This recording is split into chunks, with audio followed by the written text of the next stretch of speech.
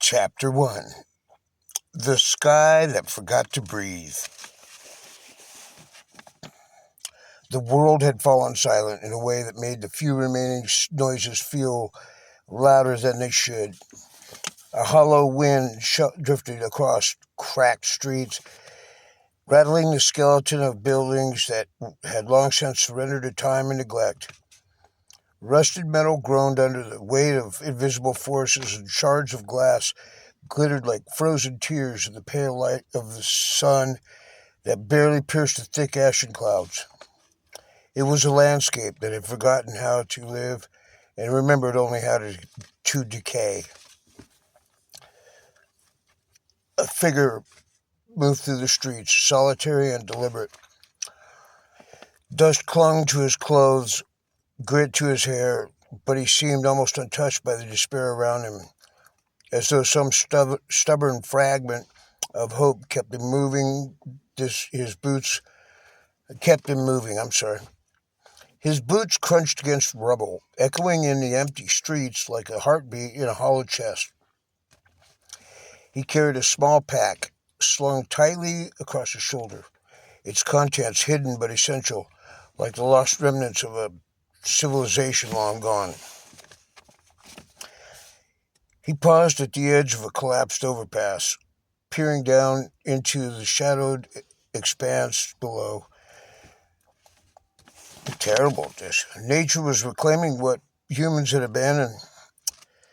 Trees grew where cars once lined the streets, and vines crept over walls in intricate patterns, as if the earth itself was stitching wounds back together. Amid the chaos, there was beauty, quiet and stubborn.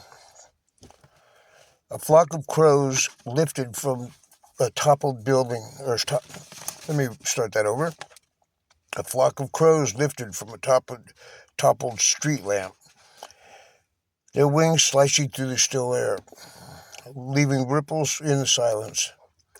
The man watched them rise, and for a moment he let himself imagine a world before the fall.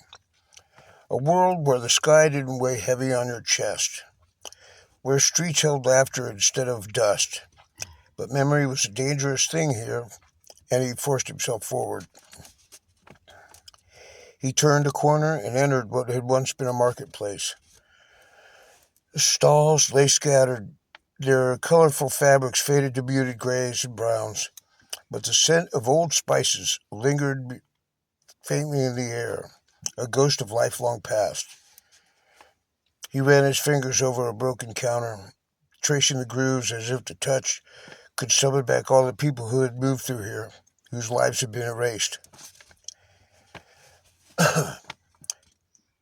Time had become a concept he could no longer measure.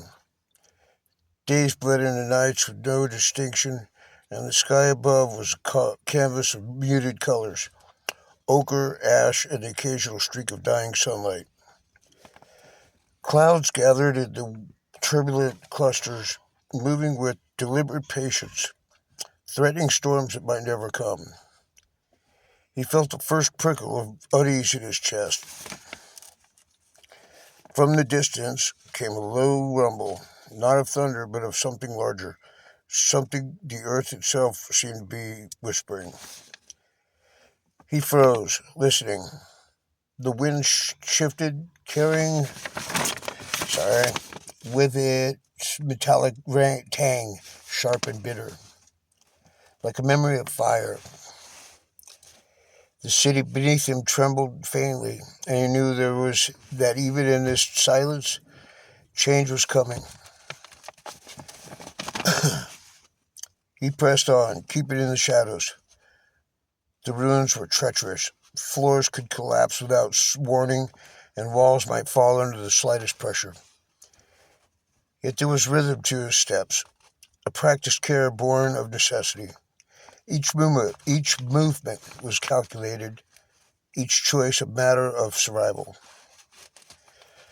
In a small courtyard, he paused again, noticing the stubbornness of life. A single flower, delicate and defiant, pushed through the crack in the concrete, its petals catching the faint sun in its quiet rebellion. He knelt beside it, studying the fragile bloom, and felt a strange kinship.